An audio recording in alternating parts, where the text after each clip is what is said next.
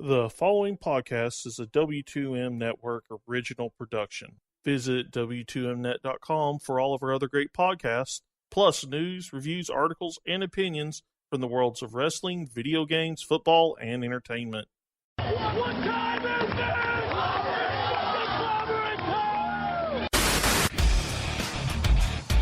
I started to question myself if I was watching Lucha Underground and I had accidentally flipped over to Cinemax. Not a whole lot of faces shown as far when it comes to Brenda, so yeah, you're spot on there, buddy. This is the house that AJ Styles built. Like Nakamura, he's just such a great star. It doesn't matter what you do with him, people are going to cheer for him. Did you feel the gloriousness? Did you feel it?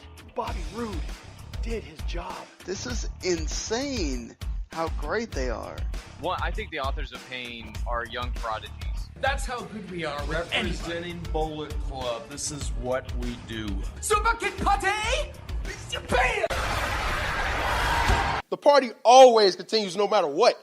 Pre-match, after-match, post-match, in the middle of the match, bad time. It don't matter. I don't care if you at school. The party never stops, baby. Street Profits are here to stay, and we ain't ever going to stop partying because that's how we get down.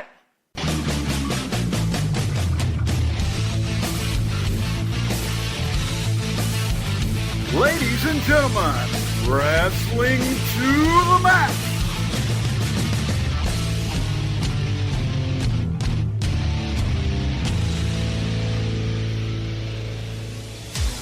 And your hosts, Gary Vaughan, Sean Garmer, and Paul Leazar.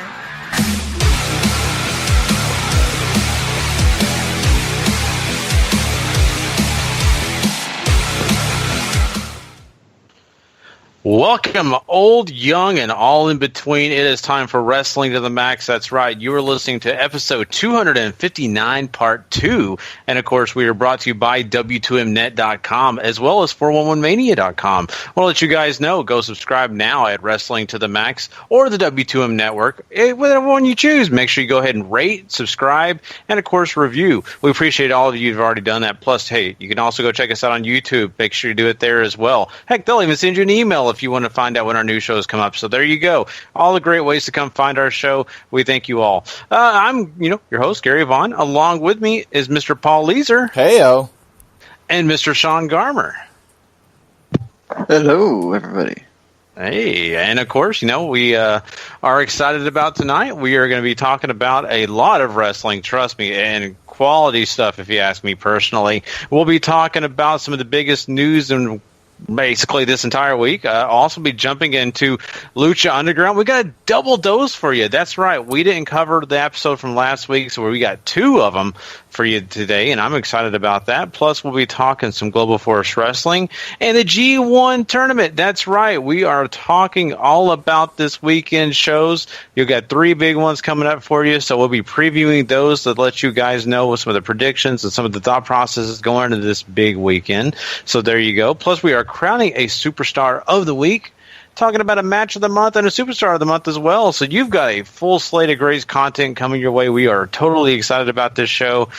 Oh, boy, guys. I mean, this is going to be a lot of fun. But before we jump into the show, I got to stop and say, wrestling has been a big part of my life, apparently, guys, because it's sneaking into my regular everyday life. Do you guys ever get that feeling when it just kind of sneaks into your everyday life, like someone will say something and you think wrestling immediately and it's not about wrestling? I do that every once in a while. My big thing is if I'm walking around somewhere, I will just start randomly humming entrance songs. I used to do it when I was in high school. I did it in college. I've done it at work. It's just something that's followed me around, and people will ask me what the heck I'm humming because I hum pretty loudly, especially if I'm into the song. And I have to tell them that's wrestling theme songs, and if they don't know really wrestling at all, they just kind of stare at me like I'm an idiot. So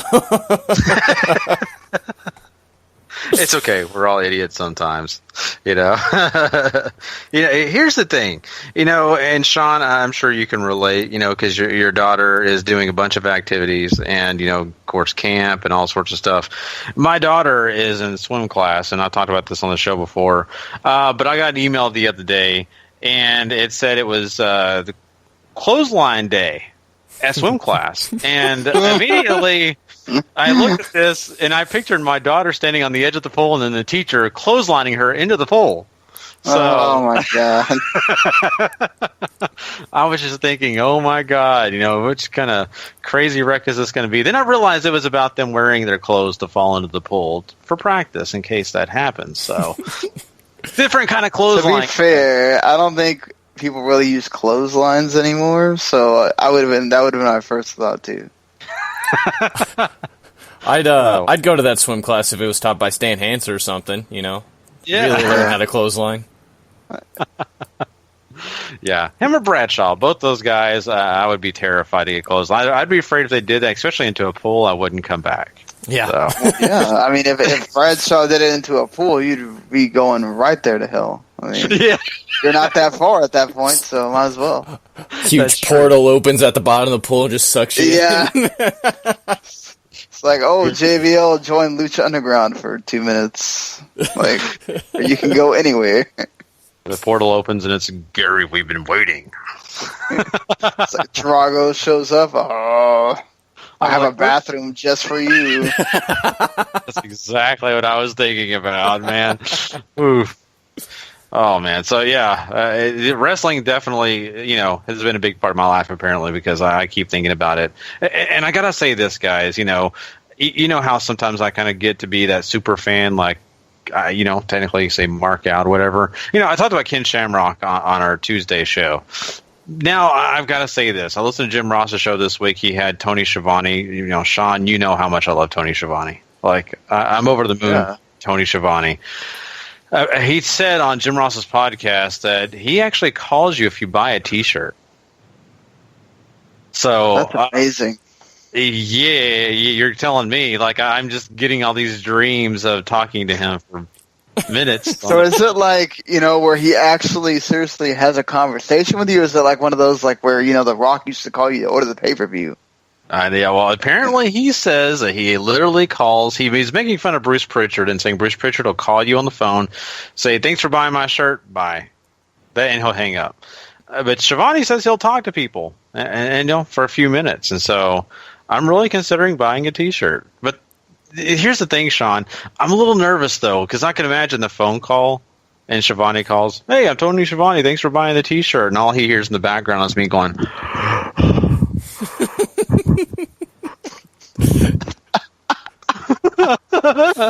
so I was surprised you weren't like, screaming instead. Like, oh my God, he's calling me.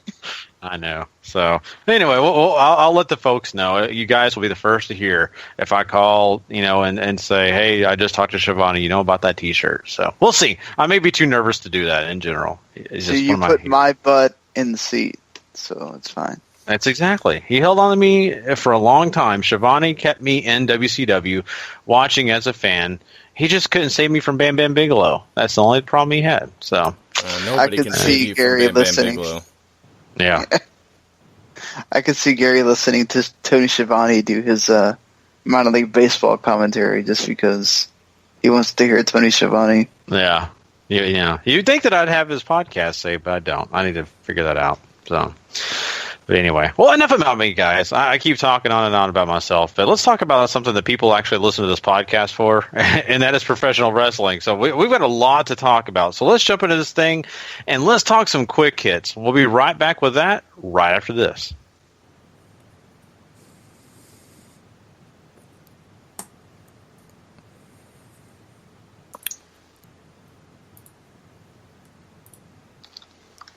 Hold on, I forgot the theme. 1 second.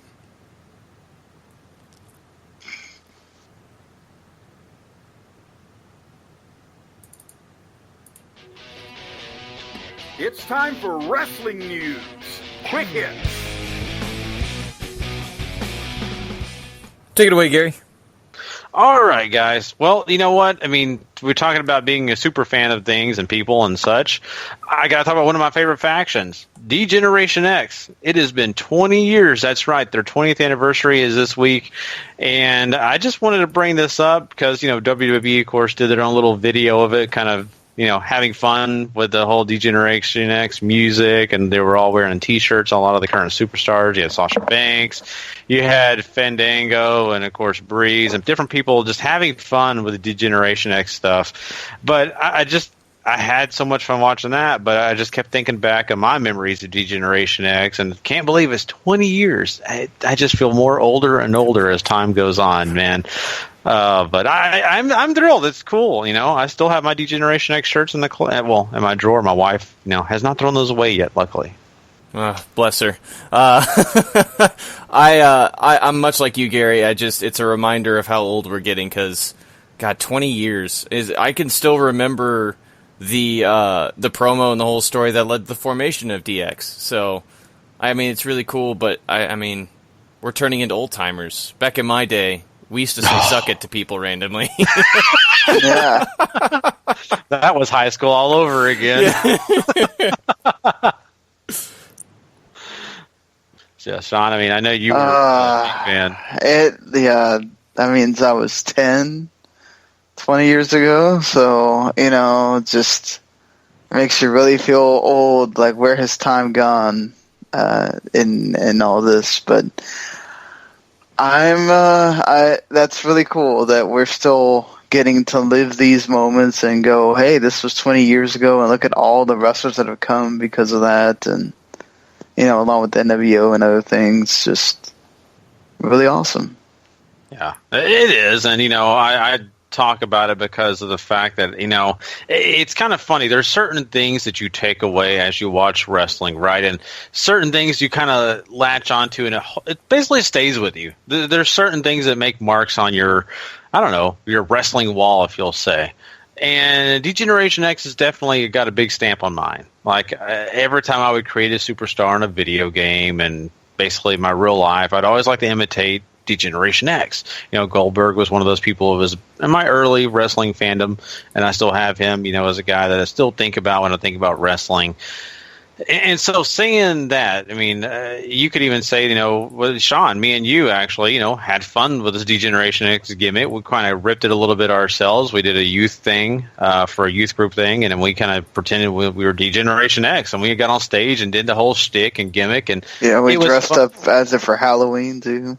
Yeah, Halloween. I still got the picture somewhere, I think. Yeah. So, yeah, there you go. It just shows you D-Generation X definitely has a stamp on wrestling, and it's a big deal, I think, for people like us who have followed wrestling at that time period and really were big fans. And I think some of the younger fans now don't know a ton about DX, but they do know some, because it wasn't long ago that we did have, Road Dogg and Billy Gunn still kind of kicking around the DX thing, even though it wasn't as big as it was before. They were still kind of using that gimmick. So I think the younger fans have kind of gotten on the network and checked it out, or probably watched the videos, So, but the suck it thing also lives on through with the Young Bucks. So, so all that great stuff is, still out there around. But yeah, that's, D-Generation X. Hope everybody goes and checks out more of their content, because trust me, if you don't know a lot about DX, you're going to want to go check it out. Let's move on, though. I want to talk about something else that's kind of interesting, and that's for the fact that we have Ronda Rousey in the news for us. And no, we're not talking MMA, but we are talking about her actually starting to train for pro wrestling. Yeah, that's right. Apparently, she was at a WB show, and at the Mae Young Classic, really kind of started talking to people and trying to think about, getting into pro wrestling. Well, they sent her over to Brian Kendrick to start wrestling and training in Southern California. So this is really something we've talked about before. We thought could happen, but it seems like it's becoming more of a reality, Sean. I think it's kind of cool. I'm kind of curious where it goes. Yeah, it is. I think we've seen hints and everything towards this a bunch of times. But when they talked about her being at the Mae Young Classic and everything, I feel like that's when it finally sort of became reality that maybe she is done with MMA and might want to start following her several friends that she has now in wrestling and saying, okay, I can do this too. The thing is, I think aside from maybe a match with Charlotte, even with her losses in UFC, she comes in immediately bigger than anyone else in that division. They'll probably book her just like Brock. She'll probably have a situation like Brock where she only appears a certain amount of times. I can't imagine she's going to like a dinky house show in, Rhode Island or whatever. No offense to Rhode Island. But, it's more about, I think she's going to really give it her all, and she's going to be training, and I don't think we're going to have to worry about it on that end. I think it's more about how are the fans going to feel about another person that's there and only shows up a certain amount of times and immediately kind of just makes that women's roster of whatever side she's on, or do they even allow her to just kind of be on both? Is she become the John Cena of the women, where she can be on either one? And how many matches can there be for her before it kind of just gets like, that's a tricky situation. Like, I think her and Asuka would be really interesting, but where is Asuka at that point on the main roster? Do you bring her up at that point for something like that? There's a lot of questions, I guess, that need to be answered here. Yeah, I mean, it's not like they need to be answered in the short term. She has absolutely zero wrestling training, so depending on how quickly, I guess, they want to try to push her through, we could, I guess, be talking about anywhere between 3 to 6 months. But I wager if they're going to do something with her, her first thing would be at WrestleMania, just because she does have that huge crossover appeal still, excuse me. And she may not be anywhere near the star in MMA that she was before, she started losing, but she certainly does still have the name value that WWE craves. So, I don't know. Like, there's no reason for her not to be full-time if it's something she wants to do. And who's to say she even sticks with WWE long-term? We know Shayna Baszler's still on the Indies. I don't think she has signed officially with WWE, as far as I'm aware. So, I mean, there could be that too. But, it's... However they're going to go about doing this, they're going to make a ton of money. So I think that's really all WWE's worried about right now. No matter full-time, part-time, if she's there, they're going to make money, and that's what they're happy about. Mm-hmm. Yeah. Well, I mean, they could even start her with the match that they wanted to do with Stephanie and her, where she doesn't have to have a lot of training for that match because it can just be her like throwing her around and stuff like that. I suppose they could. I would think they would want to throw her into the deep end with a title match or something like that. But they could do Stephanie. I mean, there is that stroke they gotta fulfill if they're going to do that callback from 2, maybe 3 years before we see that cashed in, I guess. Mm-hmm. Yeah, I think that's an interesting thought too. But the only thing is, you're kind of missing The Rock, who was kind of part of that. So. Unless The Rock was willing to come back and, make a few cameo appearances just to kind of get that thing rolling. I don't know. I don't think he has a problem making cameo appearances. Does his schedule allow him to make cameo appearances is the other thing. Mm-hmm. Stay in Hollywood, Rock.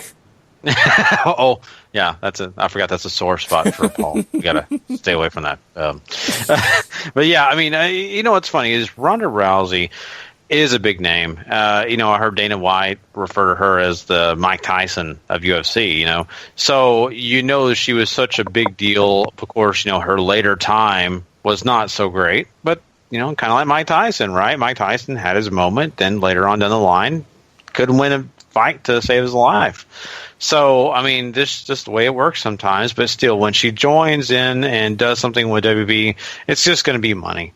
People are going to tune in. People are going to watch. Mm-hmm. People will probably subscribe to the network. And then, if they're not even wrestling fans, drop it the next month, just to see Ronda Rousey wrestle. So that's the big thing here. And that's what WWE wants. They want attention. They want eyes, like always. And that's what you do to make money. So I don't blame them at all. And even if she's not, as proficient as anyone else, she can also play that role of a Brock Lesnar type, where she comes in, dominates here, dominates there, and then takes big breaks. I don't imagine this is her life's passion to be a pro wrestler. I think that she may enjoy it, she may want to do it, but I think really, let's be honest. I think this is more of a short-term thing than it is a long-term thing where she plans on being in the business for 10 years or something like that, you know? Well, it doesn't have to be, though. I'm sure that if it wasn't like a really more simple thing, not that it's simple, like obviously there's things involved there for Brock, but if Brock didn't have the situation that he has, I think, you know, he probably would have. And maybe this is maybe he only would have done it for like a year or something. And maybe that's what it becomes for her. Like, I only do it for a couple years, get my fill, and then I'm done. You know, and then she goes and retires or does TV, does more acting, whatever. You know, there's a lot for her there. I don't know if, you know. I'm sure if she said, hey, I want to be an analyst, UFC would try to figure out a way to get her in that too. Just kind of depends on what she wants to do, but I'm with you. I don't know that this is something we're going to see her doing for a long time period, but hey, you know what? Capitalize on it while it's there. Mm-hmm. And if it's only a 1 or 2 year thing, you made money, like Paul said, and I think everybody's happy at that point. Yeah, exactly. And you know what the best part about this is the right organization for her to join up with, because, you know, the goals are they're going to be the main roster, but they could stick her in NXT, maybe not to go on NXT TV, but in the Performance Center, and have her there training with some of the people that, you know, let's be honest, have done this for a long time. You know, you got Sarah Del Rey, and then, of course, you know, all the other talent that will actually be in the ring and working with her. You got people like Kairi Sane, you know, who just got cleared to be, you know, performing at NXT. People like that have done this for a long time. That will be definitely involved with her, hopefully, and really giving her that opportunity once she gets done with her basic training with Brian Kendrick, if I can talk. There's so many just great opportunities for her. And then when she finally gets to the point where she is going to be at WrestleMania or wherever she's at, she'll be more well-rounded compared to, you know, maybe just doing the indie circuit where you get some good talent to face, but sometimes you don't get the best talent or maybe not the best training that you can get. I just think this is the best place for her, and, you know, hey, you know, let's see what she does. I'm really excited to find out what, you know, Ronda Rousey does. So, but yeah, I mean, once again, I did mention Kairi Sane. It's really good news. I know about you guys, but I thought that was cool to see that she's going to be in NXT pretty soon. So there you go. Let's talk about something else when we're talking about NXT. Let's talk about the fact that Drew McIntyre recently revealed that Gabe Sapolsky is actually working in NXT. I mean, Paul, I mean, that's kind of interesting. Yeah, I thought this was a pretty neat little note. He said it, this is on the Xbox podcast, and it sounded like Gabe has a bit of a hand in booking and putting cards and keeping them flowing throughout tapings and stuff like that. Which is really neat. I think it proves just the NXT Evolve relationship is much, much deeper than maybe we all realized. Yeah, I mean, that's pretty cool. That I feel like we would have found this out. Like, it's probably been something that's been going on for a while, and it's like there had to be some kind of NXT connection in order for Triple H and William Regal to kind of just be going freely to Evolve like they do and picking up talent and like for Gabe to kind of have them down there as sort of a feeder system, but not in a way. I feel like there had to be something he was also giving to WWE, and this kind of makes sense. I mean, nice that, you know, Triple H understands that, hey, look, I can't do everything, I'm sure, and having Gabe sort of as a number two or just a guy that he feels like he can trust to do all that, that's good on everything. You know, that's good for Gabe, for the indies, for things like that, that if you can make an impression on Triple H and those involved, that, you know, maybe there can be sort of a pipeline of guys that you can use as writers or as anything where he doesn't have to be around doing all that all the time. Yeah, you always hear about, these coaches and, especially some of the executives and different people around WB in general. They wear different hats. And so, they may not be doing, some of the things we're thinking they're doing. We think the Triple H is at every NXT show. That's not the truth. We think that, Vince McMahon's at every, SmackDown and every Raw. It's not always the truth. Some of these people that are higher ups, or maybe even some of the coaches, they're not always in the places you would just assume they would be because they got lots of other things going on. So this is a great thing. Gabe Sapolsky is a great mind. Him putting his input, doing some things with NXT, it's a positive thing if you ask me. I'm really happy to see that. And like, you alluded to, Paul, it's really cool to see that, that whole evolved thing is really true. It's not just, WWE kind of does a little here, a little there with them. It seems like it's a much tight-knit situation compared to just a very loose. So I think that's a really, really positive thing. Really happy to see that.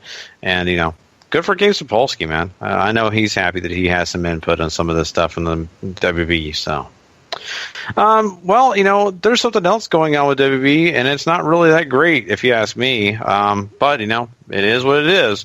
What we're talking about here is the fact that, we haven't seen Dolph Ziggler. We haven't seen Luke Harper, Eric Rowan even, on WB television. And that is kind of what people have been talking about here and there. And people have been on the, of course, Twitter and different places asking about these guys. Are these guys still around? Where are they at? Well, apparently they're just not on TV because WB doesn't have anything for them. The creative team has not come up with any kind of plans for these guys, so they're just kind of sitting around. Well, it's just such a shame for me. Sean, I know they could definitely use these guys. These guys have some great talent.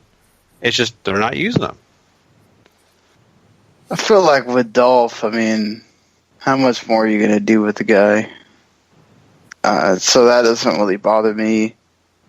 I think with Harper and Rowan, I can kind of see their point of it would be kind of lazy to just put them back together after you had them feud and do all this stuff. And of course, Bray Wyatt's not there anymore, so they could come up with some dumb reason as to why they need to get back together.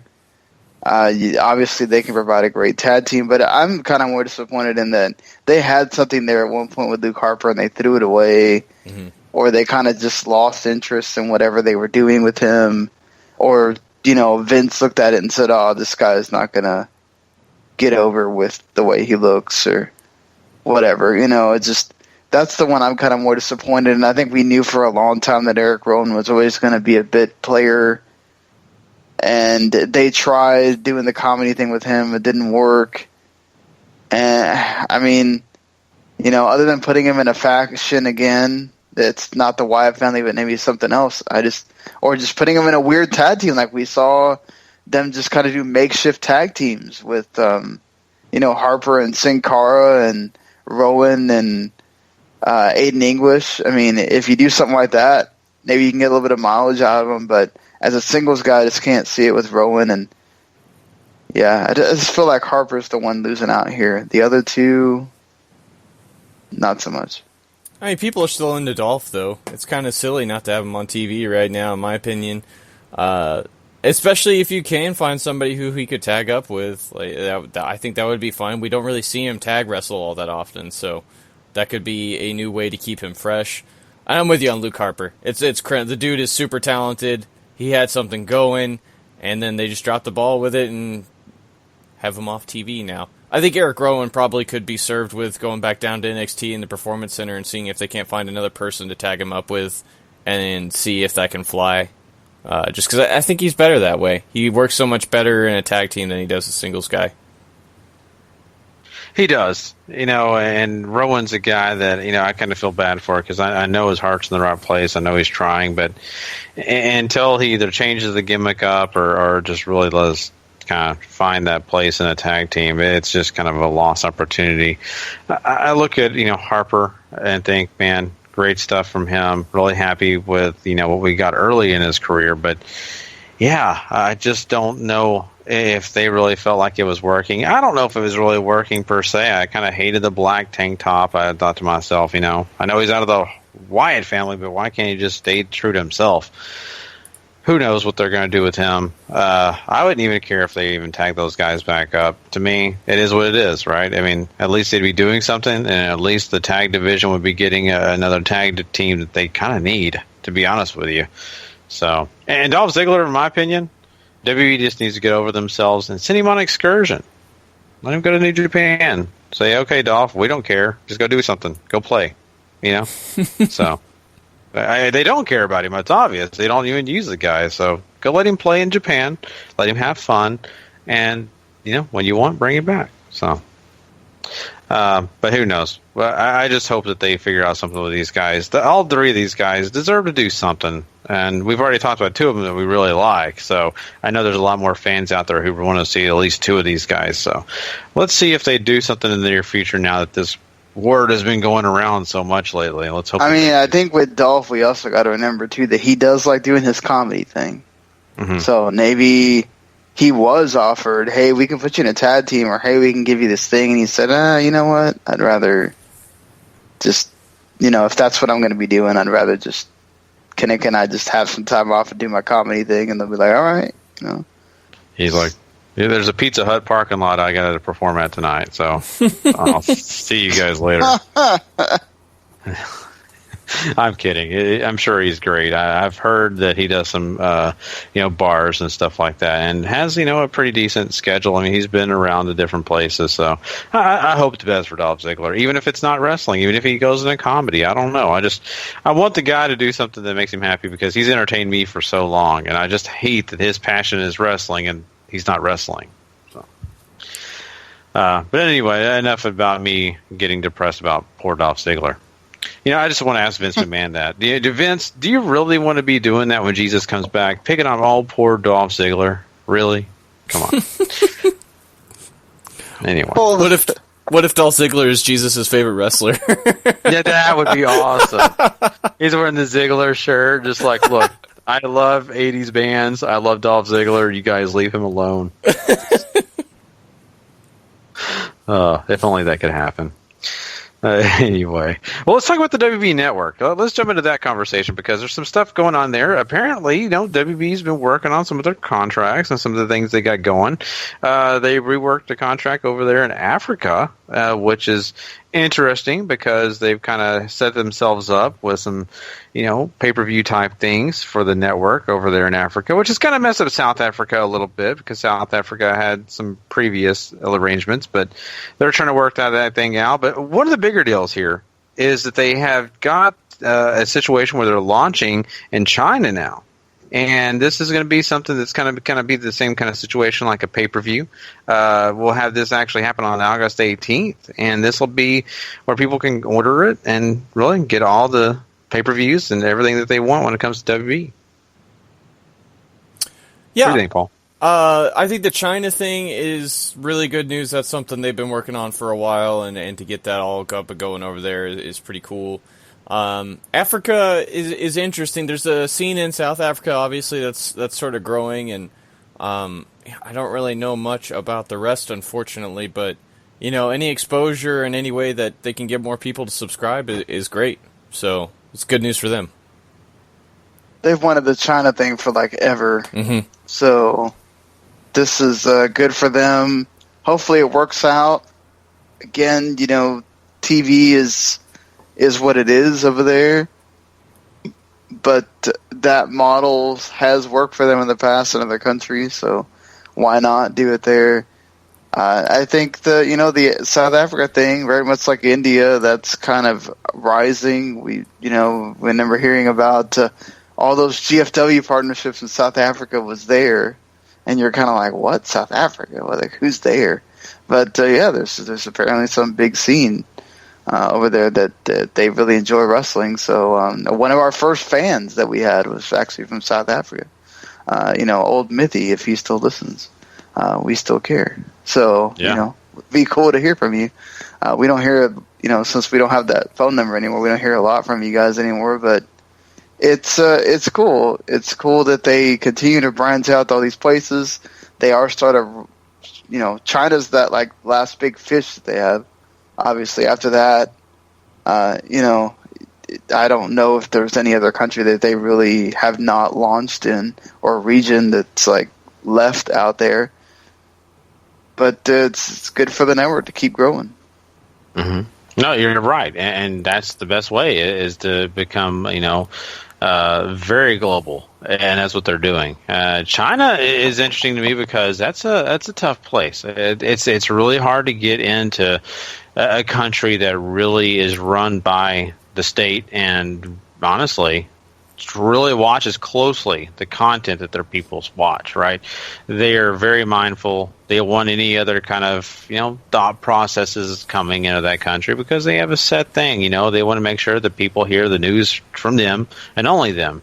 So I'm really curious to, how they got this done and, what China, and the government really thought about wrestling, and especially WWE with all these different gimmicks and the things that their people are going to be seeing, how they really feel about it. So apparently it worked out well for them. I'm happy about that. It was just kind of one of those things I was a little bit wondering about, some of those little technical things when it comes to governmental control over the China content. So maybe maybe the Chinese really just honestly said we want to learn about this WB thing, and they found maybe that night in China, and okay, this is okay content, we'll let them come in. So who knows? Oh my God, Gary, I hope they didn't find any of that. They're like, if you found it, please immediately erase it. Burn it in the fire. Whatever you need to do, erase it from your mind. I'm just saying. I mean, it is part of history now, right? So. Oh God, I still wish I could block it from my mind that I ever watched that thing. Oh God. Oh, I feel bad for you. But you know what? Here's a piece of good news, and this is history, Sean. Terry Funk is going to be back in wrestling. That's right. He's going to come back for a return match at 73 years old, Sean. Holy God. Please don't hurt yourself. Just be okay. That's all I'm going to say. That's the big worry, right? I mean, he's 73 and all this stuff. He just says he doesn't need money anymore. He's just doing it because he wants to do it. So, hats off, Terry. You're living the dream, man. Yeah. I'm just, really curious to see what he's going to actually be doing in that match. I just want to know, because I'm just worried he's going to think, oh, I can still do this stuff, and then all of a sudden, my back! So, I don't know. I don't want to make Terry fun of Terry Funk. His brother Dory still wrestles from time to time in All Japan, and he's 76. So it's not pretty, but he does it. Man, this is going to be a fun match, I'm sure, to watch. I'll just say this: whenever these guys finally decide to retire from life, I want to go to their funeral.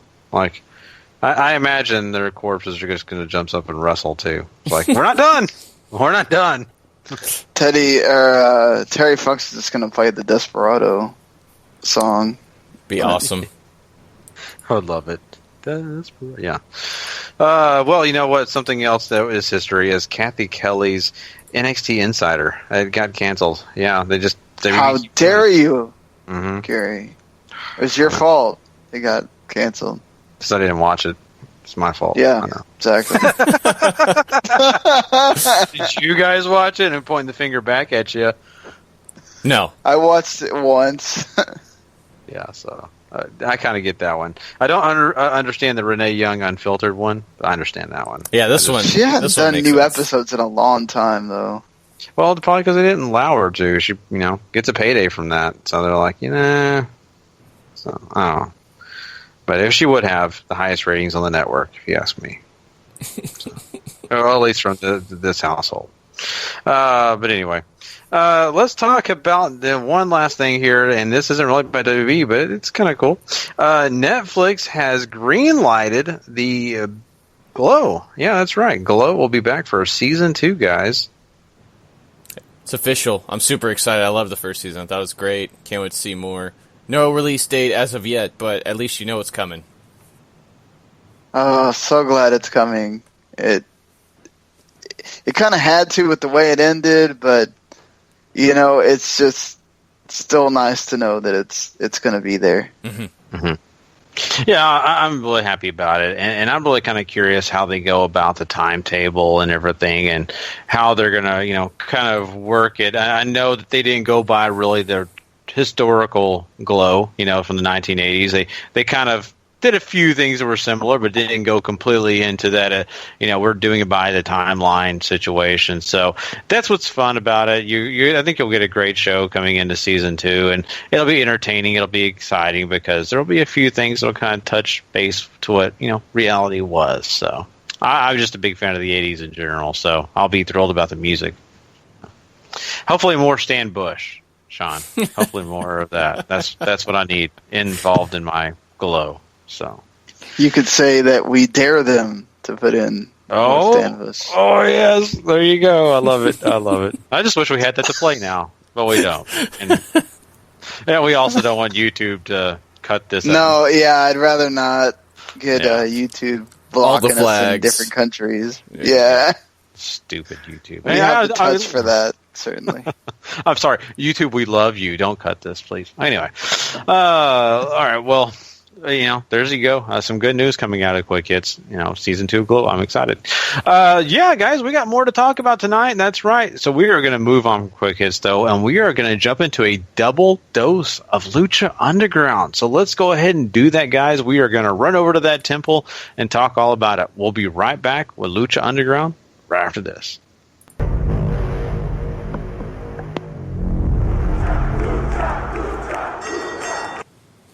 All right, so this is last week's episode we're going to do first. So this one opens with Dario going to Matanza's cage, who I guess he somehow got him back in there after he got out. He's got a big plate of raw meat. Dario says, Matanza, you have the power of a god, but you're also, you have all the desires of a man. We need to fix this, or the other gods are going to take your power away, control your hunger, blah, blah, blah. Matanza, however, refuses to eat the platter of meat. So, I mean, last time we saw him, and I think this is the first time we've seen him in a long time, he was kind of running off and almost seemingly going out on his own. And, I don't know. I really don't know what to make of this one. He's got all the hungers of a man. He's looking for a girl, I really think, come on, he don't want to eat the meat. There's something else he wants to eat, so I don't want to be brash. I'm just saying he has a hunger that can't be satisfied. So, oh my god! I mean, there are times we play coy on this show. Gary just said "F that," ran it right over. Yeah, man. So all I can say is Kathy Kelly, beware. So kayfabe is dead. Oh man. Moving on from that glorious interaction, you have Phoenix taking on Pindar. It was about 6 minutes or so. Phoenix ends up getting the win with a double knee drop off the top rope to put the big man down. I thought this was fine. You have some stuff still going on outside with Melissa Santos. Obviously, her and Phoenix are in a bit of a relationship, although we don't know the exact extent of it. We just know that she seems to be hanging out with him, so Marty won't mess with her. Yeah, and it definitely shows that situation is going to be, I think, touched on more later on, right? We'll find out, as time goes on, what Moth will do. But I think, Phoenix winning, it was kind of fun because, smaller guy, trying to overcome and finding a way to get the victory. I thought that was pretty good.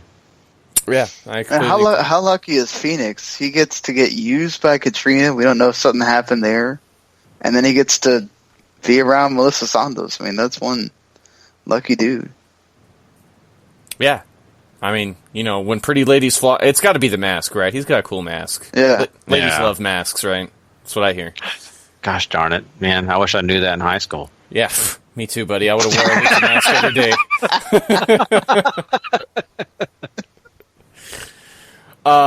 We cut backstage. Dario meets with Taya, Jack Evans, Ricky Mandel, and PJ Black.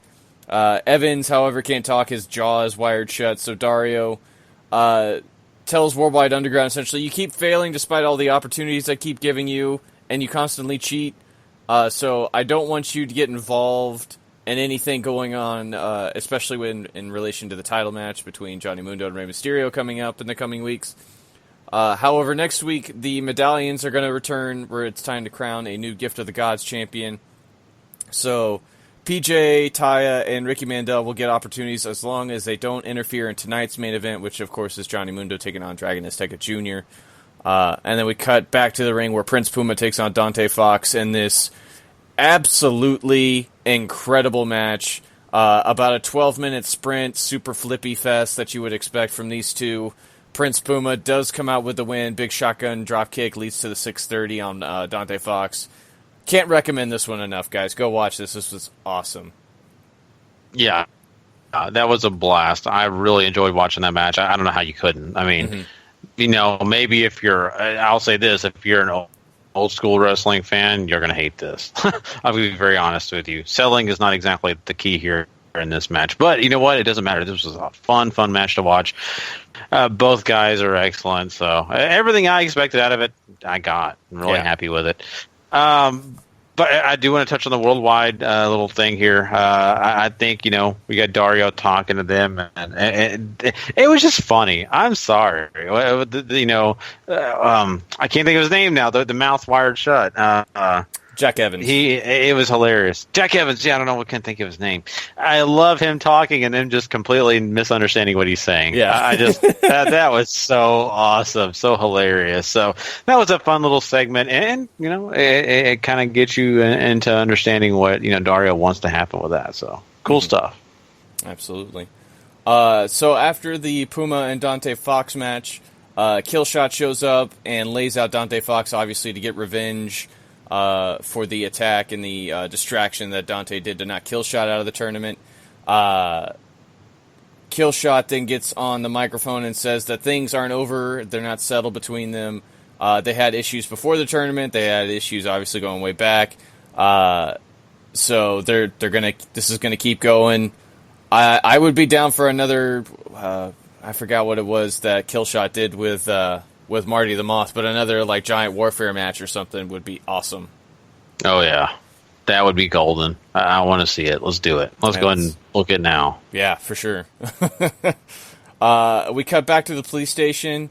The lady police captain, who we haven't seen in a while, is watching clips of Cortez getting beat around inside the spider mask that he's been wearing since he snuck back into the temple.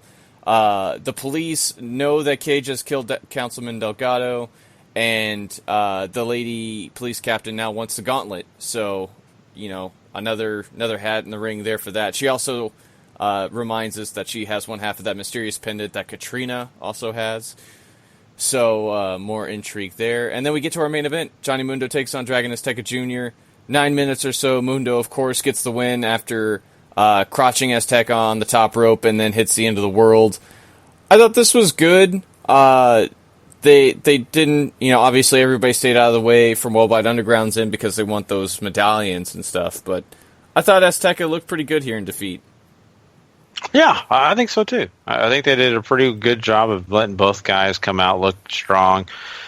Azteca, is of course, under the tutelage of Rey Mysterio, and learning and kind of the protege, and that's what's fun about this is because they kept telling the story of, all that, that's what made me happy. They keep going on about, hey, this is what's the situation, why, you have, basically Rey Mysterio's family on the outside and all that because, of what Azteca's doing here and all that. So I think it made sense to have all that situation take place in this one instance. But yeah, good stuff from Azteca, and Mundo was kind of an expected win, though. Absolutely. And then the big thing happening after this match, Johnny Mundo attacks Dragon Azteca with a chair. Rey Mysterio, runs down to make the save. He manages to get Azteca out of there. He celebrates with his family some and leaves.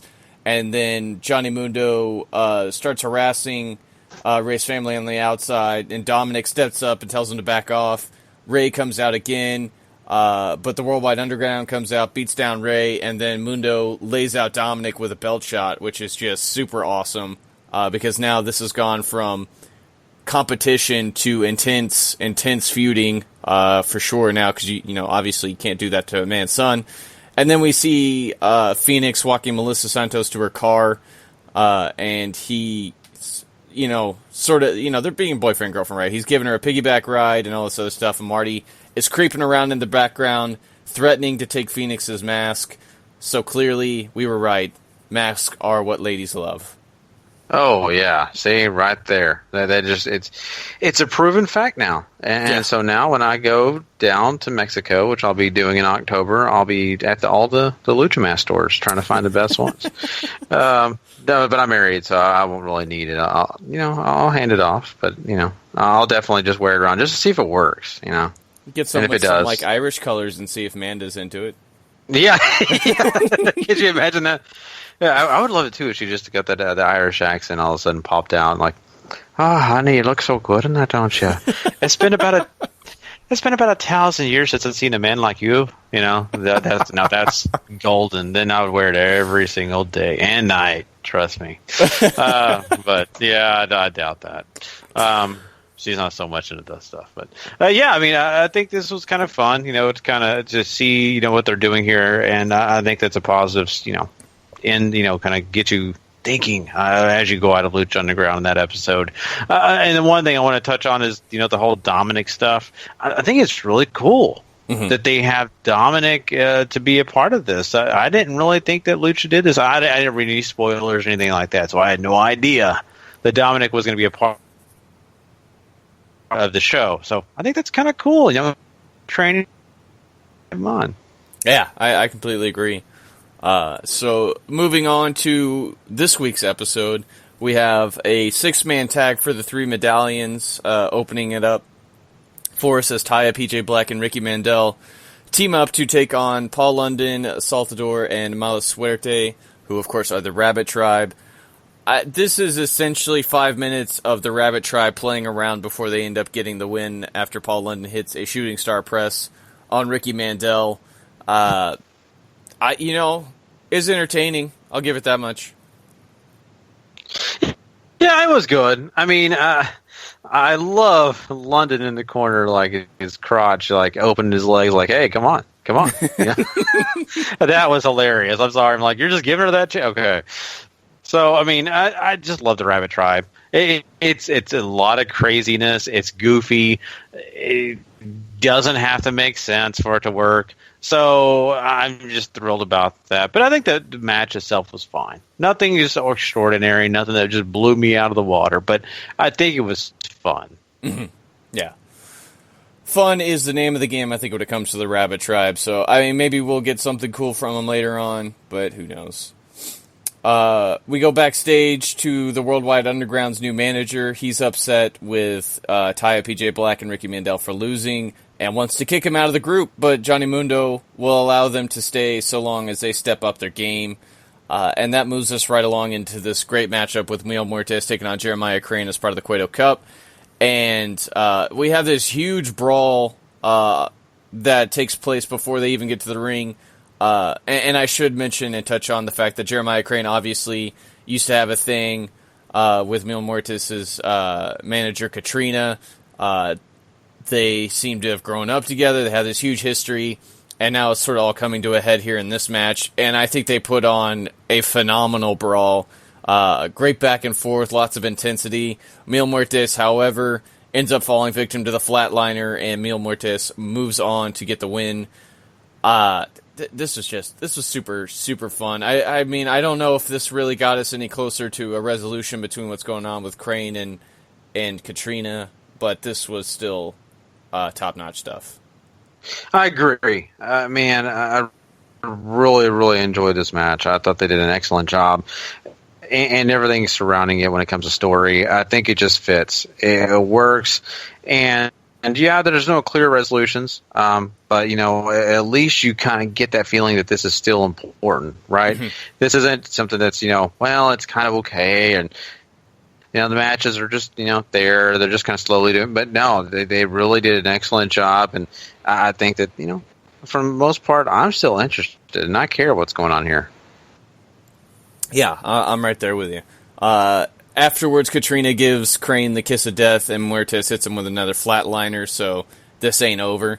And then we cut backstage. There's an FBI agent who shows up who seems to be Councilman Delgado's replacement, and runs into, I believe he runs into, to Dario, excuse me. And,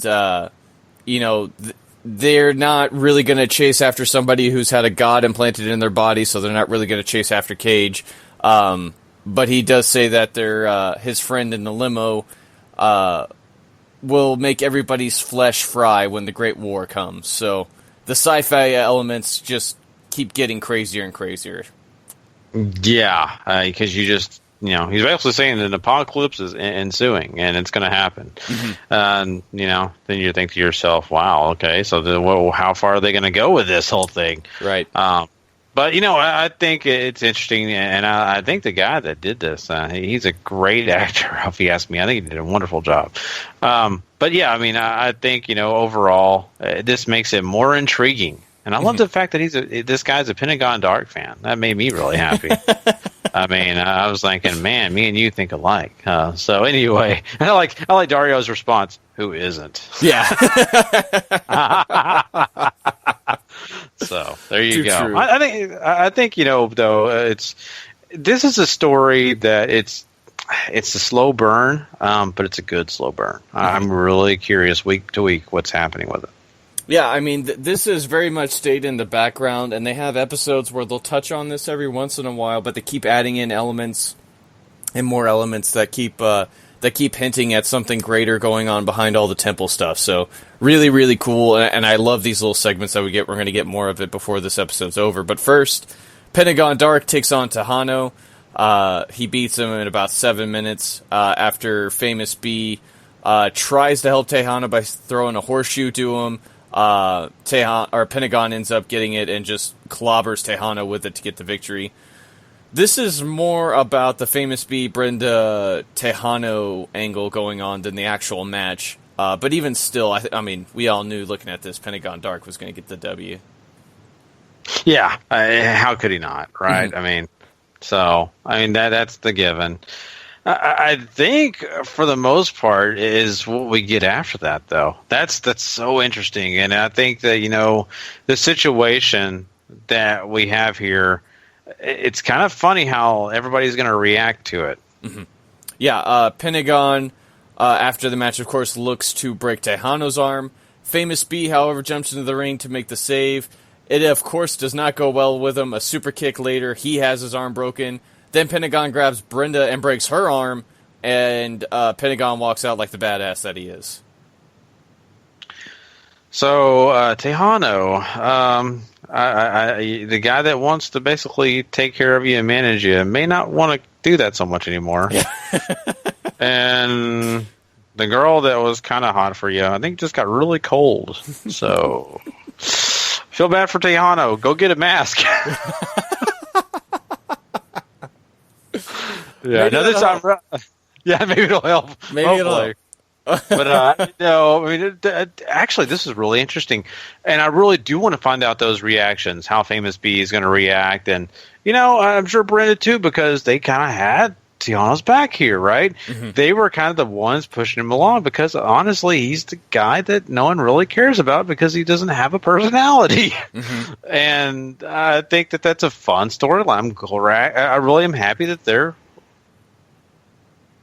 catching on to that and they're doing something with it. So I really am honestly interested in seeing, following this, what reactions we're going to get. Yeah, I think this is the sort of first little end of the act of this angle.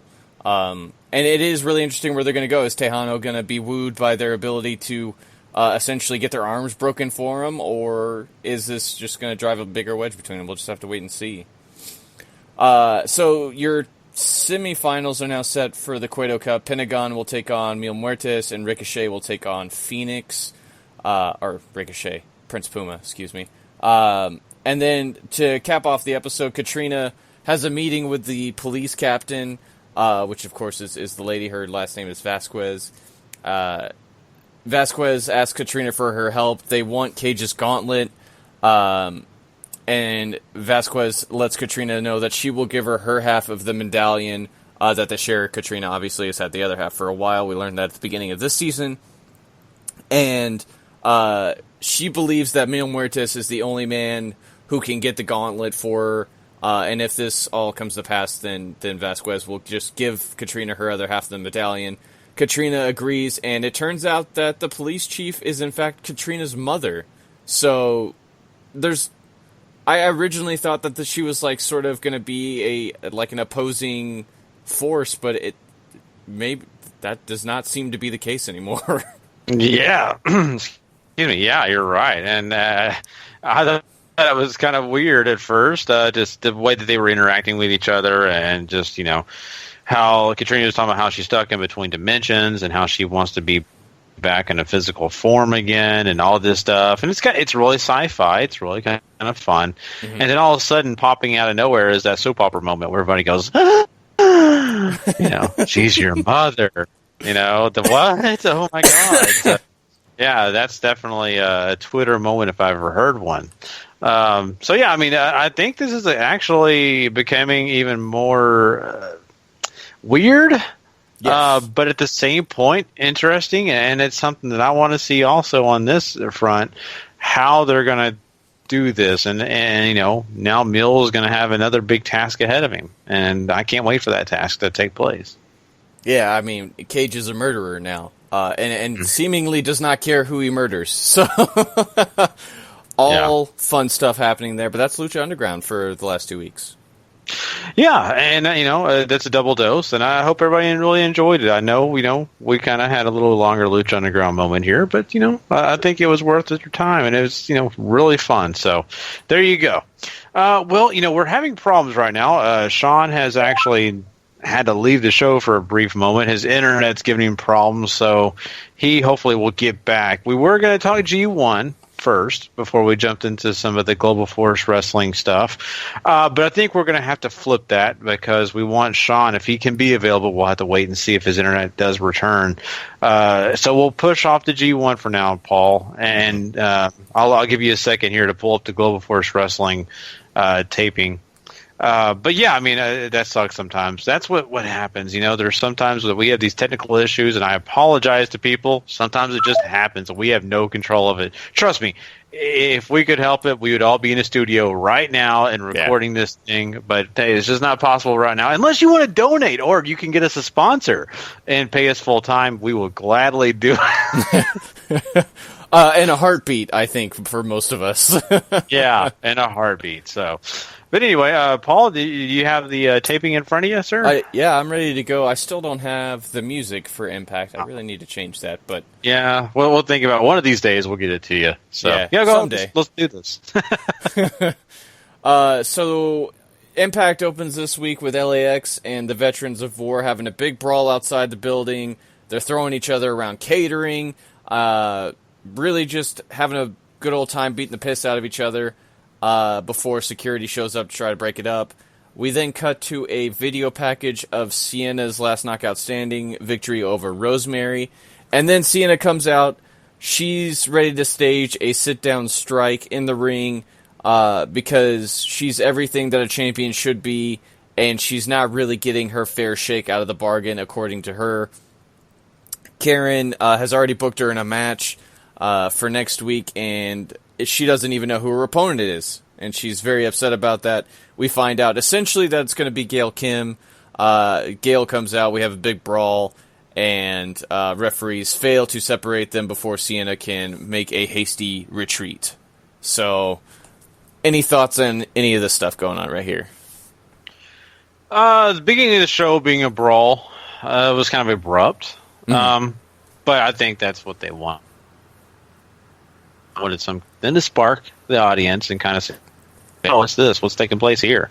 So it's okay. I don't have a problem with it. It is what it is, a brawl. So moving past that, though, the Sienna thing is what interested me. I think, for the most part, I really don't care about Sienna, and I hate to be that way. I just don't. I don't have it. There's not a lot there to be all excited about, and they really got her as the featured woman star. I don't understand it, I guess. Maybe I'm wrong, Paul. Maybe I'm missing something, but I don't understand why they're got her as a feature, lady. But it's the way it's working out. Karen Jarrett and her have some pretty interesting back and forths, and that's what it is. I don't want to say too many negative things. I don't know. But I do like that Gail Kim is going to be the opponent for Sienna. I think that's the right thing to do. The biggest baby face out of the whole Knockouts division. I'm glad about that. I think that will actually be something that's interesting and fun to watch. And I think a lot of people are going to root for Gail Kim. And it's kind of a given, right? It's like saying, hey, we're going to put out there as, somebody like, Stone Cold or somebody that people, I've watched her back in the day, things like that. So really happy with Gail Kim being the opponent, and good stuff out of that, I guess, at the end here with Gail Kim. But before that, it's just, ugh. Yeah, Sienna's never been one to really win me over. She's been a big fixture in Shine since almost the beginning. And she's, of course, come up in Shimmer very often. And she just, I don't know if she just doesn't really work for my taste, but I don't find her all that compelling, unfortunately. But, she works very hard, so I don't want to take that away from her. It's just, I don't know. She doesn't do anything either for me, Gary, so I think you and me are kind of on the same wavelength there. Yeah. Grado and Joseph Park talk about their match with Congo Kong tonight. They're going to be in a handicap match. We can just go ahead and get that out of the way. They lose very badly. 3 minutes. It's not really anything great to write home about. And then after the match, Congo Kong looks to... he stacks them on top of each other and goes up to the top rope looking to squash them for good. However, Laurel comes out and tries to call Congo off. She ends up slapping him, and Kong looks to sort of snap on her, but here comes Tyrus, and then the big monsters go face-to-face before Laurel pulls Congo away. So, boy, this is getting... What was fun is getting messy, and I don't know if I'm all about this. Here's the thing.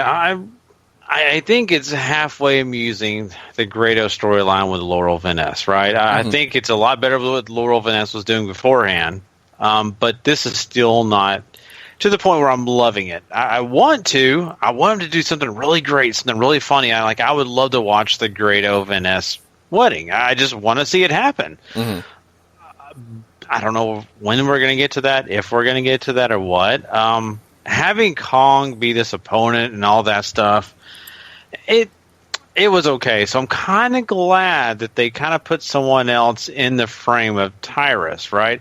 Not just allowing this to be Grado tries to overcome this big guy and he's able to defeat Kong with a lot of hopes, wishes, and dreams.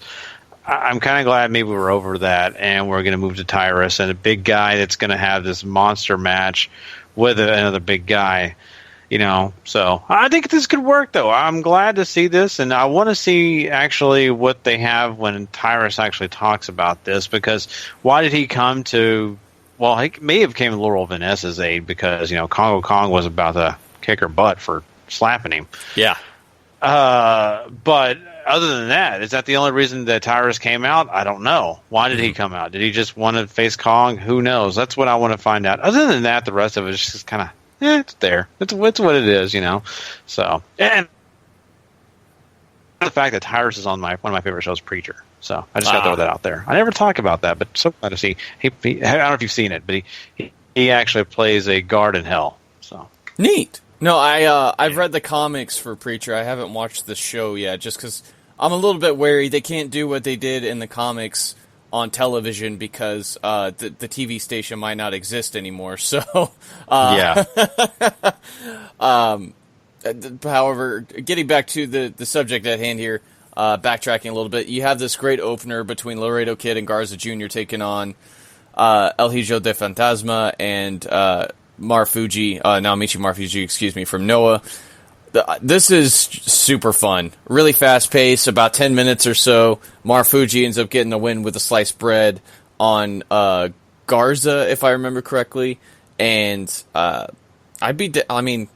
the AAA guys and the Noah guys, I think, have really made this set of impacts feel special, right? I mean, you're seeing guys who have all this cachet overseas, and they're getting to bring all that to Impact, which is something I used to love about early TNA, is that they always had all these overseas people coming in. Exactly.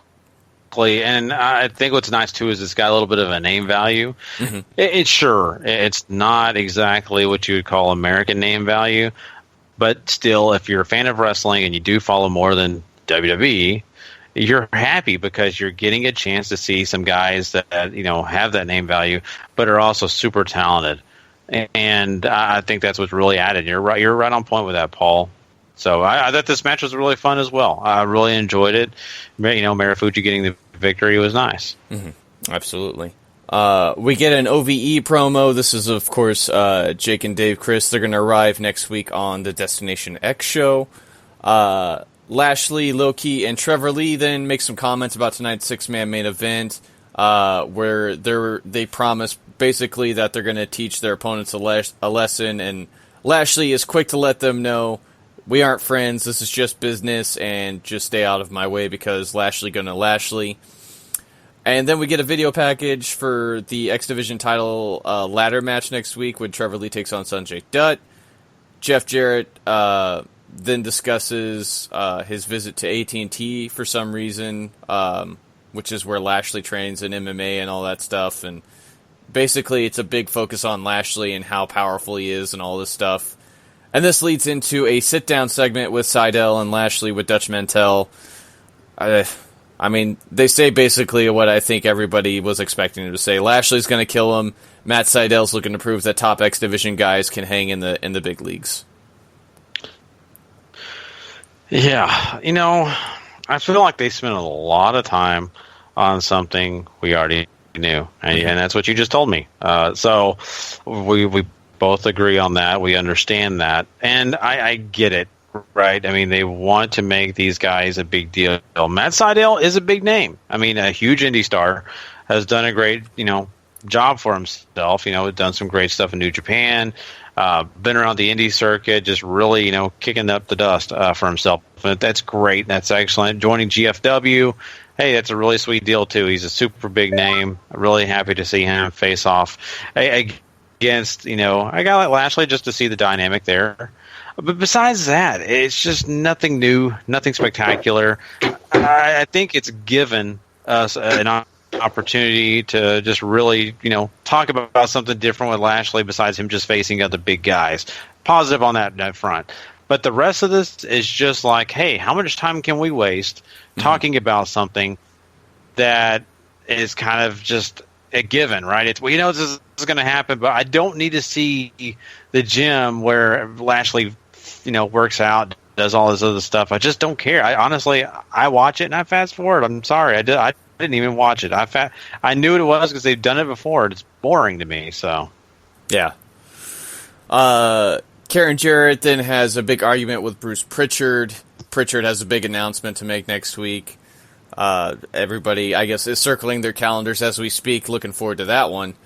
Mm-hmm. And then we have a tag title street fight as LAX defends against the Veterans of War. I thought this was fine for what it was, especially when you have one half of the equation who I enjoy to a degree, but they just haven't really done much, I think, since the debut, and this LAX stuff has kind of simmered down since they've had to kowtow to putting Del Rio over, and I think you get what you get here. LAX wins. They put Wilcox through a table and retain, and that's all she wrote. You get a match that's all the hardcore stuff going on, and all the going through tables and hitting each other with weapons, and it's fine. But that's about it. I thought it was entertaining. I'm not taking anything away from it. I think that they did it as good as a job as they could. I really do. Your point about LAX kind of simmering down, I think kind of takes a little bit of a hit on this match too, because do I really care as much as I once did? Do I really believe in LAX as much as I once did? I don't know. Mm-hmm. And these guys, these military guys that are, old veterans, the Veterans of War, they're tough. I'll be honest with you, they haven't given me enough with those guys to even care what they're doing. Mm-hmm. they're just, to me, it's just like bringing some another indie tag team off the street and saying, hey, here you go, join this match with the LAX, have fun. That's what it feels like to me when I watch these guys, because they don't basically tell you enough about them, don't show them enough. So it was a good match for what it was worth. It was a nice little hardcore match, but besides that, yeah, just there. Yeah, and it doesn't help, too, that every time LAX has a tag match, the entirety of LAX jumps in with Conan and now Loki and Diamante and all that good stuff. So it's getting... I mean, it's not close to Suzuki Gun shenanigans from New Japan, but it's grating enough to when you have to see it in one promotion and another one picks it up, it's kind of infuriating. Yeah. After that, El Patron, Sanjay Dutt, and Matt Sydal get some promo time to talk about their portion of the six-man tag main event. And then we get another Super X Cup tournament match, which I've really been enjoying. ACH takes on Taji Ishimori. Ishimori wins with a 450. I thought this was pretty good. Missing a little something. I think commercials kind of hurt my enjoyment on this, too. It's missing what that tag match had earlier in the night. I don't know. Yeah, I'm right there with you. I wasn't really able to put my finger on it. I kind of wondered if it was ACH. I didn't know. There was something going on in this match that didn't sell completely good things to me.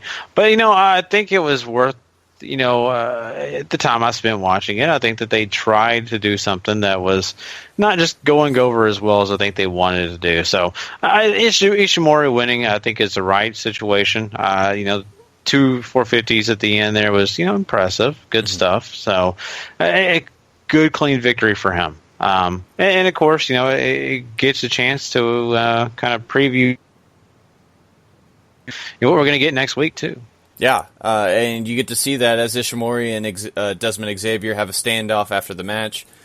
And then after a commercial break, we get to our main event, which is Lashley, Loki, and Trevor Lee teaming up to take on Alberto El Patron, Sanjay Dutt, and Matt Sydal. Largely, I thought this was fine. There are parts of this match I'm interested in. There are other parts I'm not. It never really catches my attention.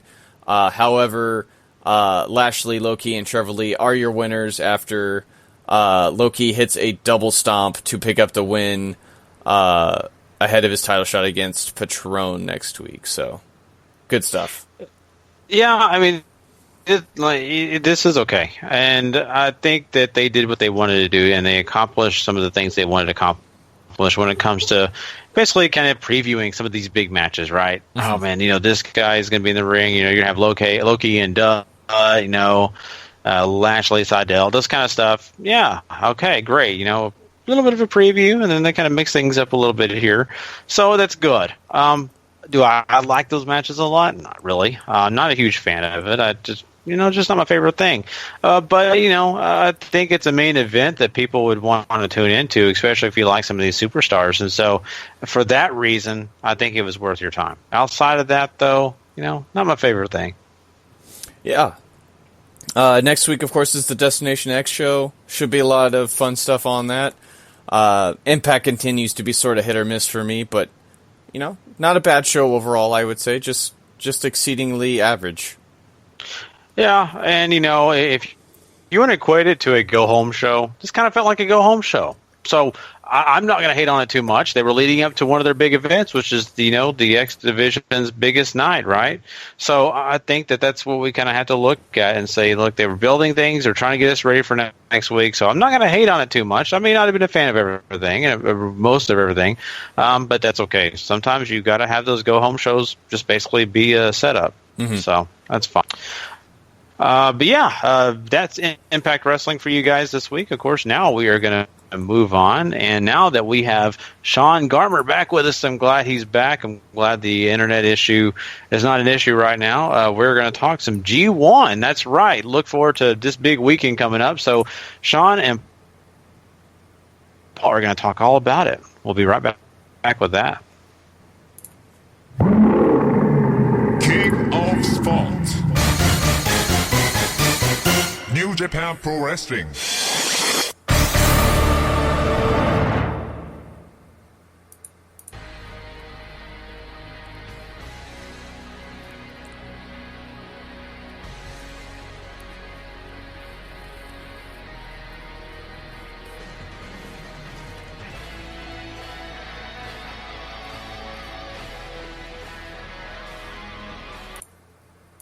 All right. So, I mean, we got the last 3 days of G1 coming up, Sean. I know we're behind on our coverage, but I'm pretty hyped. It's back to staying up at 4:30 for this guy. Yeah, I wish I could stay up till 4:30 and watch them. It's these are going to be the ones that I think everybody's eyes are going to be on. Obviously, the finals very, very important, but yeah, these 3 in a row are going to be awesome, as they usually always are. Mm-hmm. Of course, we're back in Tokyo Sumo Hall for everything. Both the blocks have pretty much come down to the main events of the first 2 nights here. So the main event for tonight, Tanahashi's taking on Tetsuya Naito. Winner takes the block, goes to the final on the 13th.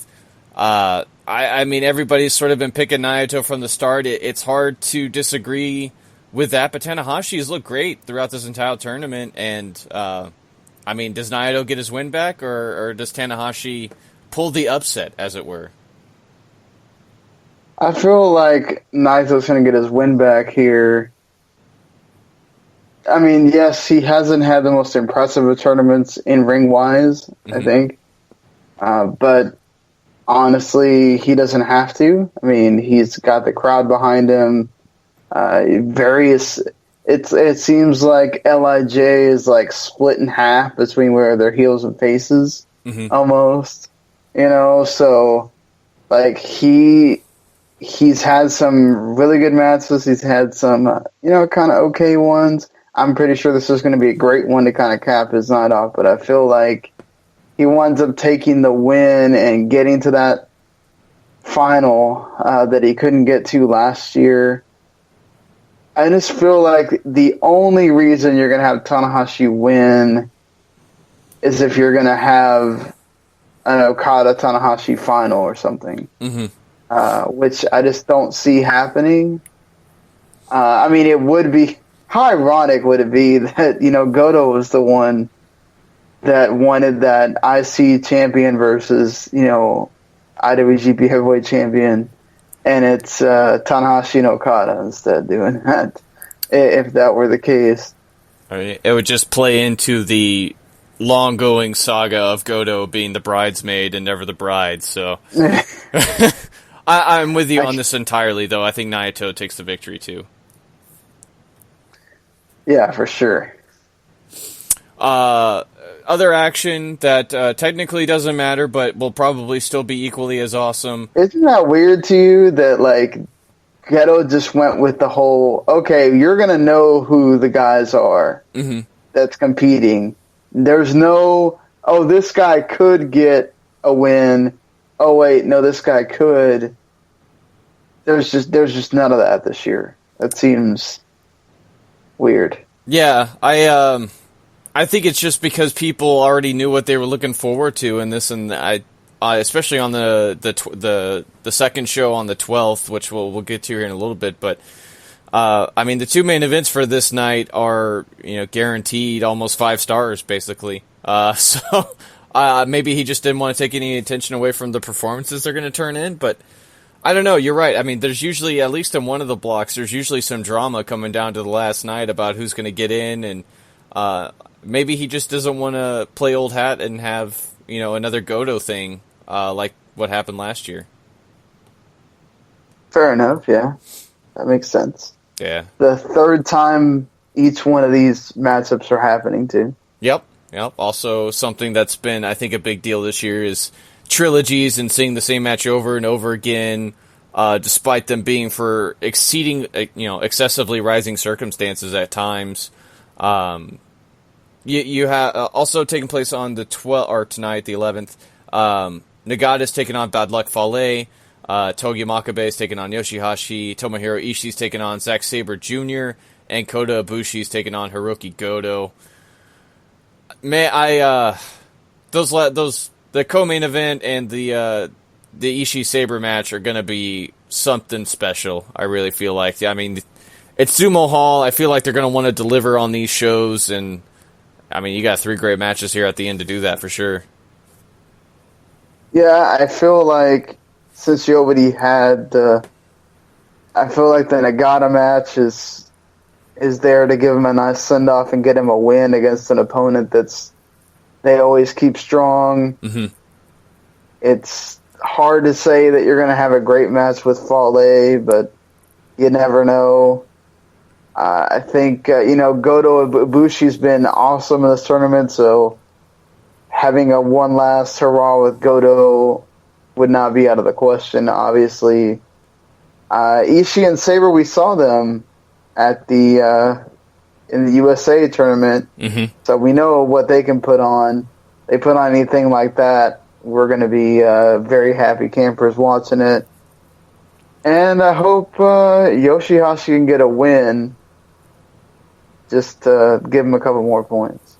Yeah, I mean, I would think they would. He's gotten some pretty big wins, I think, in this tournament, and beaten somebody who's usually always kept pretty strong in Makabe. Probably would do well for him too. I'm with you too. I think Nagata beats Fale tonight.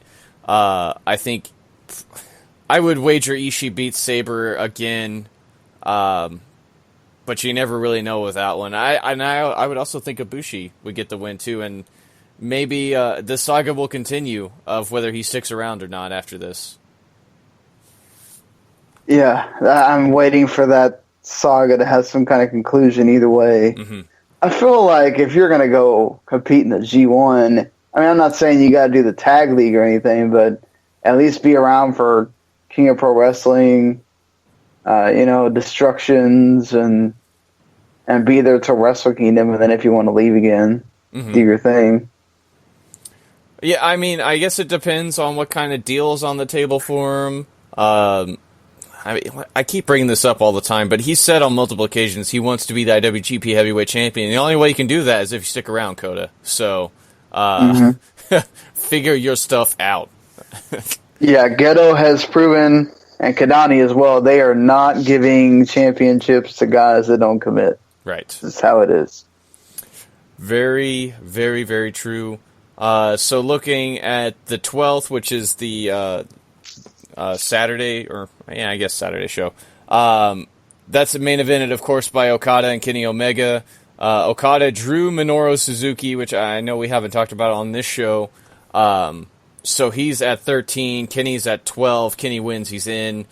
Okada looking to keep the upstart Omega down, despite a tournament that has really grinded him down, so much so that he's lost to Evil as his sole loss so far, and drew with the rival that started this year with Suzuki. I mean, can these guys top what they've already done? I just don't know anymore, but I feel like Kenny's winning. I feel like Kenny's winning too. It's just, my lord. I mean, how can you top what you have already done? It is absolutely amazing what these guys have been able to do in their two matches. How could you possibly get any better than what you got in that second match? I don't know. Just, maybe they go with a totally different story with this one, and it is more about, like, Kenny Omega just has a little bit more than Okada, and that's how he gets the win, because Okada's just, if Suzuki didn't exhaust him after that match, I don't know what to tell you. I don't know what to tell you either. I mean, it's also worth noting that Kenny has lost to Juice Robinson recently too, which is another big upset. Both those upsets, by the way, Evil and Juice happened on the same night. And it's just, I don't know what to expect. I'm ready to have my mind blown, though. It'll be really interesting to see how Omega does pull out the win. I mean, I have to think, I love a callback where he looks like he's about to hit the one-winged angel next to the ropes, and then sort of just walks him back out to the middle of the ring and kills him with it. So we'll just have to wait and see, though. And then the other G1 matches. Interesting that Kenny's losses are both to people from the Americas. So, that sets up U.S. title shots. And I feel like Evil is, I think a lot of us said, Sonata's going to he's the next hand-picked guy or whatever, but you forget that in the pecking order, technically Evil is first. So, another showing of Geto likes to honor those people that went through the system, and like Evil did, and he's had himself a nice, a very, very good G1, and he got the big win on Okada. And if that's the only, I don't know what they're going to do with Omega, if they're really going to have him have another one with Okada just to have it be for the title, but Evil would certainly lie claim to his, I'm sure. And, I think he certainly deserves it for what he's put on here. Yeah, I mean, I know Sonata is often the one people look at, like you said, just, he has the background, he has the pedigree from the training he has. He has that, I don't want to say worldwide stardom, but he has wrestled all over the world, too. So people, no matter where you really are, if you follow wrestling, are familiar with the guy. And, we kept looking at Sonata, and Geto throws Evil at us. So, no hate there. Evil's great. So, I got no problems with him getting the upset win or the push if he happens to challenge for the championship, which is more interesting than maybe people are thinking, because I'm sure people are like, Okada's just going to walk over him, but the story is Okada's getting worn down by all these defenses and big matches, and there's a lot of drama, I think, to be had if he does defend the championship against Evil at one of the Destruction shows, for sure. The rest of the G1 matches on the 12th, you have Michael Elgin taking on Juice Robinson, you have Tama Tonga taking on Sonata, you have Toru Yano taking on Minoru Suzuki, and you have Evil taking on Satoshi Kojima. I mean, Suzuki and Yano I think is going to be really fun. Elgin and Juice, I'm really looking forward to sort of being the surprise sleeper hit. And I mean, really, you could say the same about Evil and Kojima and Tonga and Sonata, who they're all great matches on paper. I'm hoping the LIJ duo get a couple last wins, even though technically it doesn't matter. Mm-hmm. And then, all these matches could be really good, as you said. Wouldn't be surprised if Juice gets another surprise win on Elgin, the way he's lost in this tournament, really. Mm-hmm. And Yano, I feel like, is there to give Suzuki a big old roll-up. Mm-hmm. So,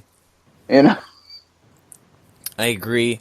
There's a part of me that wants Tama Tonga to defeat Sonata, but he's had a good tournament. I think it's just the booking for him's been a little unexpected, I guess, and maybe you could say the same for Sonata. So that's one that could truly go either way. And then the 13th is the finale. They've only announced the 2 tag team title matches. You have Ray Rowe and Hanson War Machine defending against Cody and Hangman Page, and then you also have Ryusuke Taguchi and Ricochet challenging the Young Bucks for the junior tag titles. And that G1 finale, which, I predicted Naito and Omega at the beginning. I think you did too, didn't you? Yes, so did I, So I mean, both our dogs are in the hunt. It's looking likely that that's going to be what it is. Do you think Naito pulls it out, or does Kenny Omega go back-to-back, Sean? I mean, that moment is there, certainly, for there to be sort of a letdown. If, say, Omega gets that big win over Okada, and then he doesn't get the briefcase in the end. Mm-hmm. Very interesting kind of thing. But again, his mission has sort of been to beat Okada as that next step. And if he does that, then technically he would be able to challenge for a title shot, and he would need the case. Mm-hmm. But if that story with Cody Rhodes is still around, could this be a situation where Cody gets involved? And there's I wouldn't say you want to call it a distraction finish, but just something that, like, it's there in the back of his mind, and he now has to pay attention to him, and mm-hmm. this gives that kind of upper hand to Naito, I just feel like it's that time, Naito has proven, if anything, in this G1 that, look, the people are ready to embrace him. He is their next star, or he's already the star. Just you want to make him into a, just cosmic star. Stardust genius. He finally gets to join that echelon of being up there, right? Yeah. And so, I think winning the G1 in this fashion, holding that briefcase, and this time getting to go to Wrestle Kingdom as an accepted man instead of as a hated man, there's a story there to tell with that. Yeah, and of course, if it's still Okada come Dome time, those two haven't really had a lot of interactions, so that's going to be super fresh going into the Dome, which I approve of. Naito, I guess, could conceivably lose the case to somebody because they usually have the case winner defend against people who beat him during the tournament. So it could be a rocky road, but boy, I don't know. Kota beat him the first night too, if I remember correctly, right? No, he beat Kota. He beat Kota. Okay. I was about to say they could have done. He lost to Fale, which is your typical, defense. He lost to Ishii, and is that it? I think he might have lost to somebody else. I think that's it, because doesn't he have? He has 12 points. He has 12. So he only lost to. We'll have to find that in perpetuity here, but Essentially, it doesn't matter, right? I mean, I was thinking that Kota, if he did beat him on night one, what a fun little story that would be if Omega beats Okada, say, at King of Pro Wrestling to win the belt, and Ibushi somehow lifts the briefcase off of Naito, and that's how they do the Dome or something like that. But that could easily be for the U.S. title, too, of course, if they decide to go that route as well. So, lots of fun stuff going on. The G1 next 3 nights are always super special. Any show really at Sumo Hall, always pretty special. So, yeah, we'll be. I don't know how you want to do. I don't know what you're doing on Saturday, or do you want to just do it all 3 on Sunday? Probably better to do it all Sunday. Okay. I just figured we could probably just do like a best of after that too. Just our that's fine. Favorite matches and maybe go over some of the other matches we didn't get to talk about yet and everything else to kind of tie it all into a nice little bow. Yeah, I got no problem with that, so look out for that on Sunday, folks. Yeah. Yeah. Well, guys, until then, though, we are done talking G1 and excited about Sunday show. But we have to talk about one last thing, guys, and that is crowning a superstar of the week and a lot more. We will be right back with that next, though. Superstar of the week.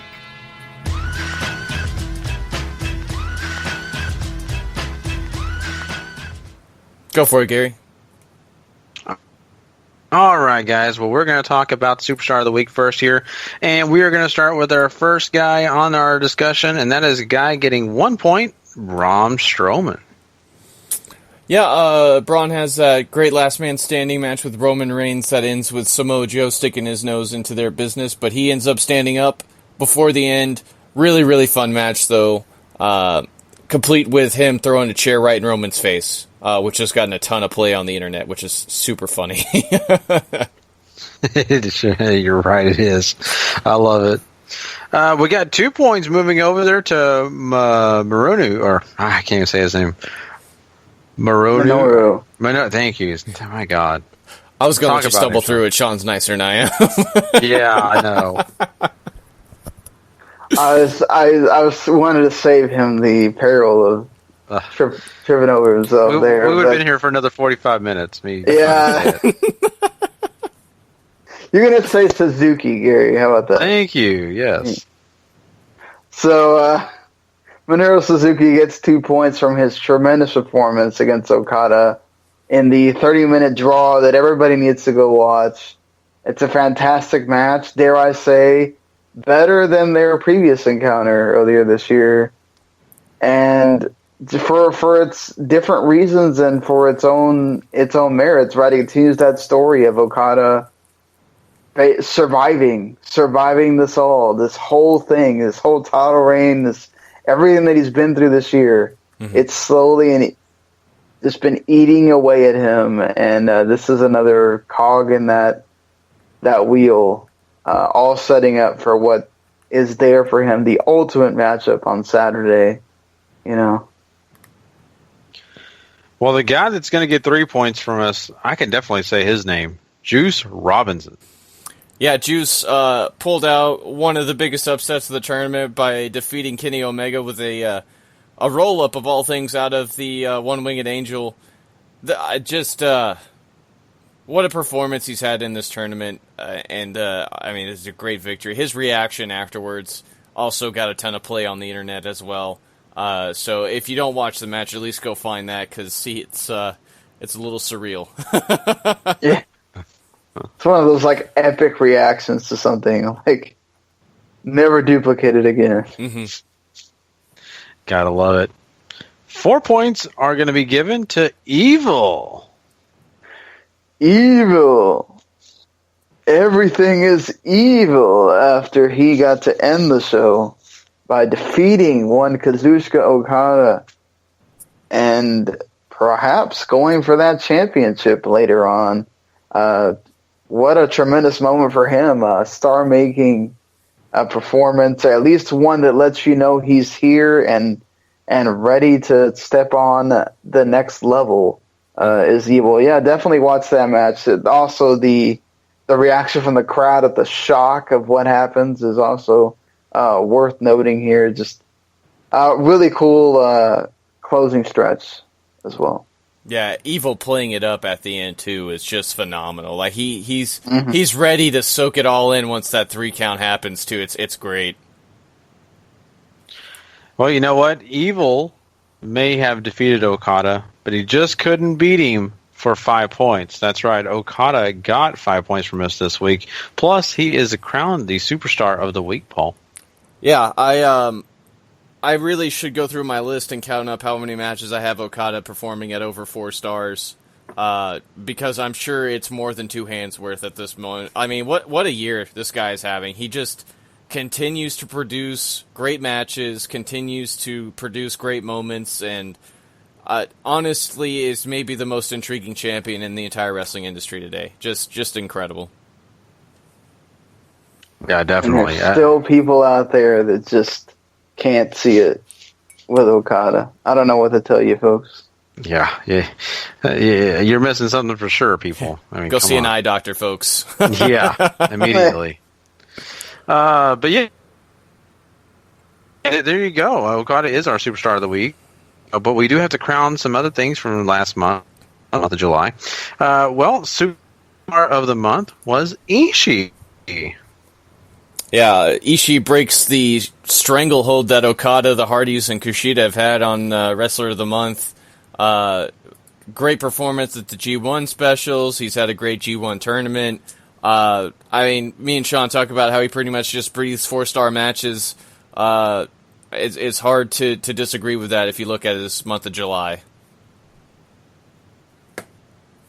Yeah. Yeah, no doubt. No, absolutely. Just the dude's been killing it. Glad we finally got to give him some recognition here for all that he's done. I mean, it's hard when Okada's had a stranglehold on everything. Mm-hmm. It seems like for him not to win another, Wrestler of the Month or whatever, but glad we could give it to Ishii.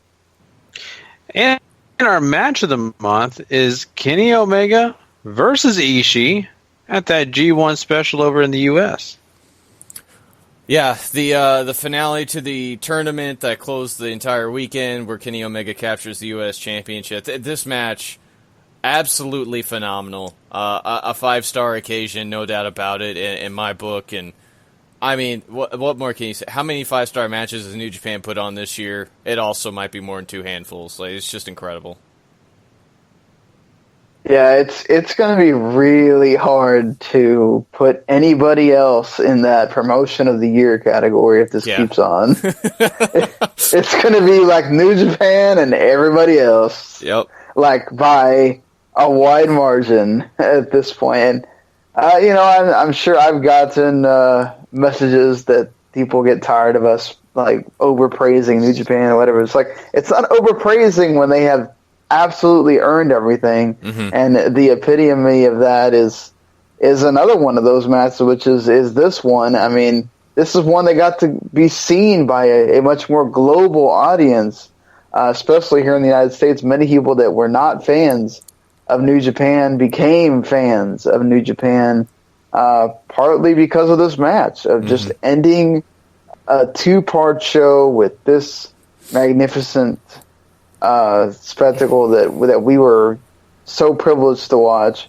And hats off to both men. They've just had, both of these men have had incredible years along with Okada, along with other people on that roster as well.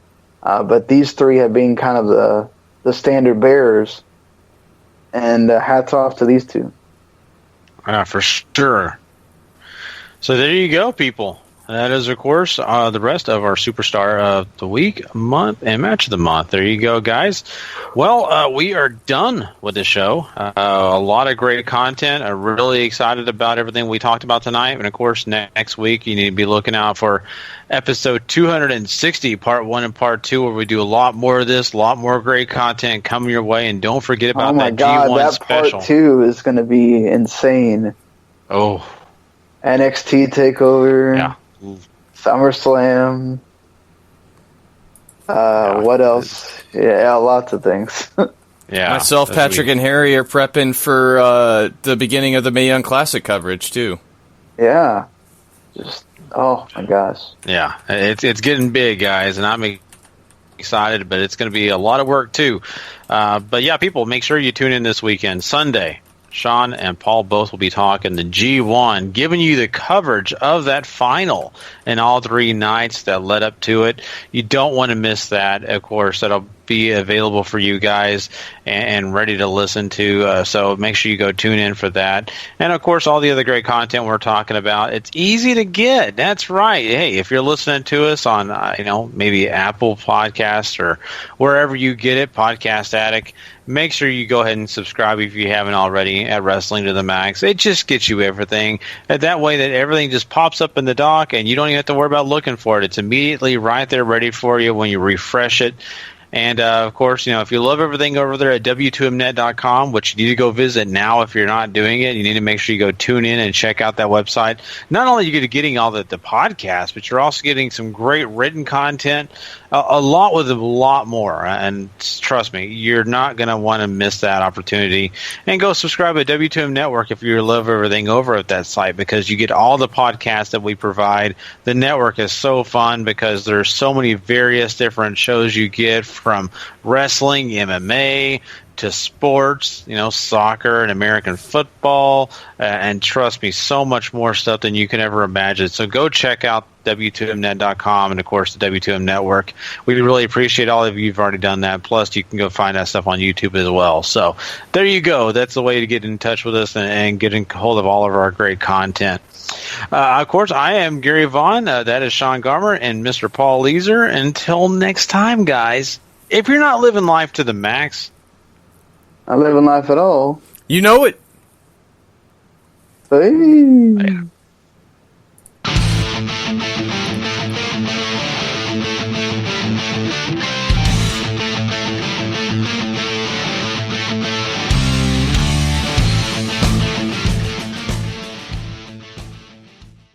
The following podcast is a W2M Network original production. Visit W2Mnet.com for all of our other great podcasts, plus news, reviews, articles, and opinions from the worlds of wrestling, video games, football, and entertainment.